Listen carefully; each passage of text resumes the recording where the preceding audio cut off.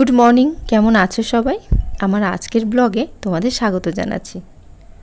আজকে বুধবার আর সকালে 7:30টার মতো বাজছে। আর আজকের ব্লগটা আমি একটু অন্যরকমভাবে শুরু করলাম। মানে কখনোই না আমার ব্লগে আমি এরকম ব্রাশ করা থেকে ব্লগটা শুরু করিনি, তবে আজকে একটু ইচ্ছে হলো শুরু করলাম। ঘুম থেকে উঠেছিলাম তো অনেকক্ষণ আগেই, কিন্তু যতক্ষণ না চোখে মুখে জল দেওয়া হয় ততক্ষণ কিন্তু ফ্রেশ লাগে না। তো চোখে মুখে জল দিয়ে ব্যালকানিতে আসলাম। এবার একটু ব্যালকানিতে দাঁড়িয়ে বাইরের সবুজ পরিবেশটা দু চোখ ভরে দেখব।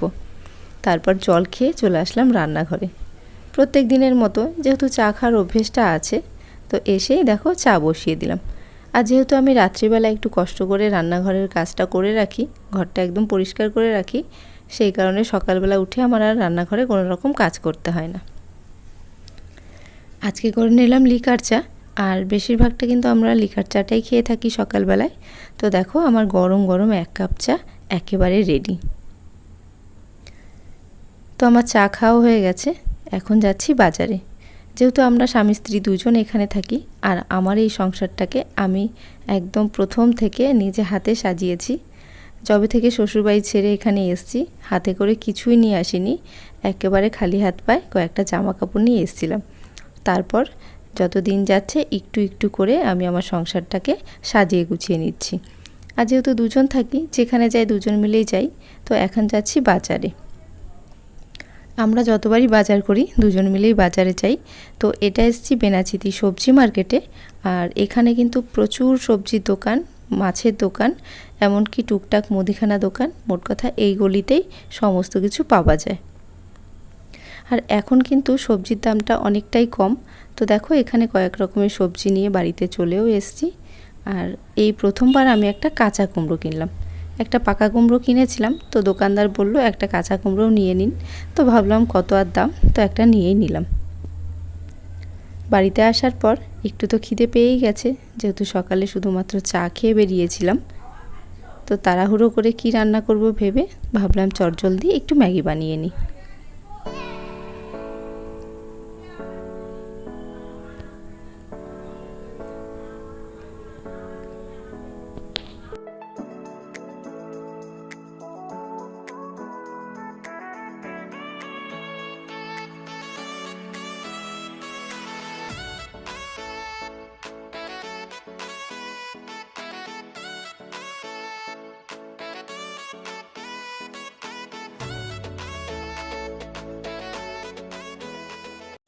এখানে দেখো লঙ্কা, পেঁয়াজ আর টমেটো একদম কুচি কুচি করে কেটে নিলাম। আর এখানে এসে দেখো আমি চাকু দিয়ে সবজি কাটছি, কিন্তু আমার যতদিন বাড়িতে ছিলাম কোনো দিনই অভ্যেস ছিল না চাকু দিয়ে সবজি কাটা। আমরা সবসময় বটিতেই ব্যবহার করতাম, বটি দিয়েই সবজি কাটতাম।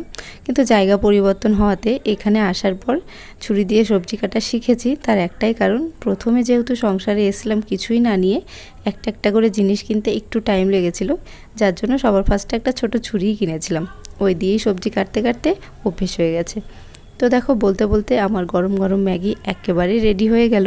এরকম করে ম্যাগি বানিয়ে খেলে কিন্তু বেশ ভালো লাগে জানো, হালকা টেস্টটা অন্যরকমও আসে, আর একটু ভেজিটেবল দেওয়াও থাকে এর মধ্যে। কিন্তু শীতকাল হলে টমেটো, বিনস, গাজর দিলে আরও বেশি ভালো লাগে। তো যেহেতু এখন ওই সব কিছু পেলাম না হাতের কাছে, শুধুই বানিয়ে নিলাম। সকাল সকালে ম্যাগিটা খেতে আমার বড় খুব পছন্দ করে, আর আমিও কিন্তু খুব পছন্দ করি।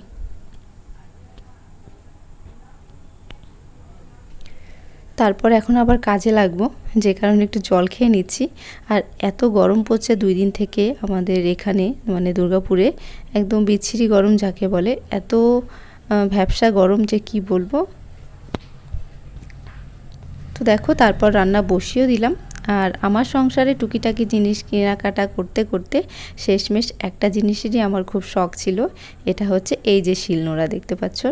অনেক দিন থেকেই ভাবছিলাম একটা শিলনোড়া কিনবো, পোস্ত, সর্ষে যে কোনো বাটা করতে গেলে তো শিলনোড়াটা খুবই দরকার হয়। তো বাজার থেকে নিয়ে আসলাম গতকাল। তো দেখো গতকাল না, আগামীকাল। আর শিলের থেকে আমি নোড়াটা একটু বড় আর ভারী দেখে এনেছি, যেন বাটতে সুবিধে হয় আর হাতে যেন ধরতেও সুবিধে হয়। তো আজকে প্রথম শিলনোড়া এনে আমি এখানে বাটছি বরবটি বাটা। আর আনার সঙ্গে সঙ্গেই কিন্তু বাটাটা করছি না, আমাকে দোকানদার বলেছিল সারা রাত জলে ভিজিয়ে রাখতে, পরদিন একটু বালি দিয়ে ঘষে নিতে। তো আমার কাছে যেহেতু বালি ছিল না, বলেছিল, আমি জিজ্ঞেস করেছিলাম বালি ছাড়া আর কী দিয়ে ঘষা যাবে, তো বলল যে কোনো পাতা দিয়ে। তো আমি বাড়িতে এসে কিছু ঝিঙার খোসা দিয়ে 10-15 মিনিট বেটেছিলাম, তারপর খুব ভালোভাবে পরিষ্কার করে ধুয়ে রেখে এখন আমি বরবটি বেটে নিচ্ছি। যে কোনো বাটা কিন্তু শিলনোড়াতে বাটলে তার স্বাদ অনেক বেড়ে যায়, আর মিক্সচারে যদি বাটা হয় যেহেতু অল্প একটু, সেক্ষেত্রে কিন্তু খুব একটা ভালো টেস্ট আসে না। তো দেখো বাটা করা তো হয়ে গেল, আর আজকে সেরকম কিছুই রান্না করলাম না, যেহেতু অনেকটা সময় লেগে গেছিলো বাজার থেকে আসতে আসতে। তো এখানে করে নেব আজকে লাউ শাক, এটাও এনেছিলাম আজকেই বাজার থেকে। তো লাউ শাকটা আমি আজকে একটুখানি আলু আর বেগুন দিয়ে করেছিলাম, আর করেছিলাম মুসুর ডাল, ডিম ভাজা আর আলু সেদ্ধ। বাস এই দিয়ে আজকে আমাদের দুপুরের খাওয়া দাওয়াটা হলো। আর এই যে তোমাদের সঙ্গে শেয়ার করব, এই মুহূর্তে কারেন্ট চলে গেছিলো, যার জন্য আর শেয়ার করা হয়নি। এখন সন্ধ্যের আগে একটু ব্যালকানিতে আসলাম, হালকা হালকা হাওয়া দিচ্ছিল, খুব ভালো লাগছিল। সেই কারণে একটু চুলটা খোলা রেখে দাঁড়াতে পারছি, নয়তো এই গরমে চুল খোলা রাখা অসম্ভব হয়ে দাঁড়ায়। এখন সন্ধে হয়ে গেছে আর যাব সন্ধ্যা দিতে, তো সেই কারণে সবার ফার্স্টে আগে যেটা করব, চুলটা বেঁধে নেব।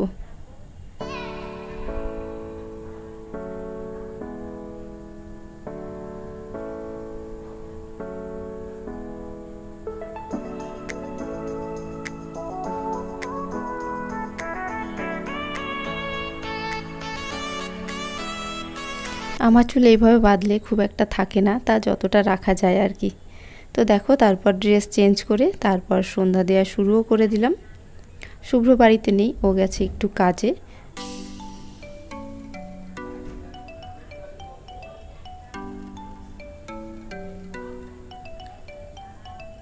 দেখতে দেখতে দেখো চুলটা খুলেও যাচ্ছে, এরকমই হয়ে থাকে আমার সঙ্গে চুল বাঁধতে গেলে, খুবই বিরক্ত লাগে।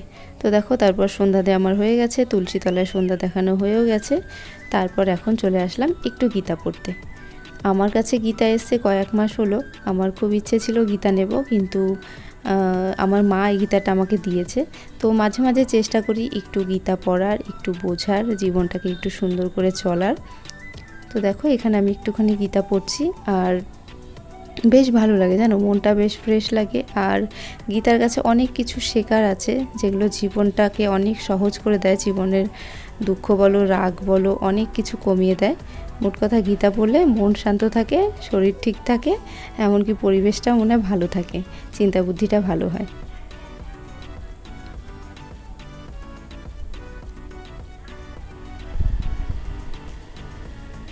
তো আমি একা একাই পড়ি আর ভগবানের দিকে তাকিয়ে কিছুটা বলি, এরকম করে একটু বোঝার চেষ্টা করি।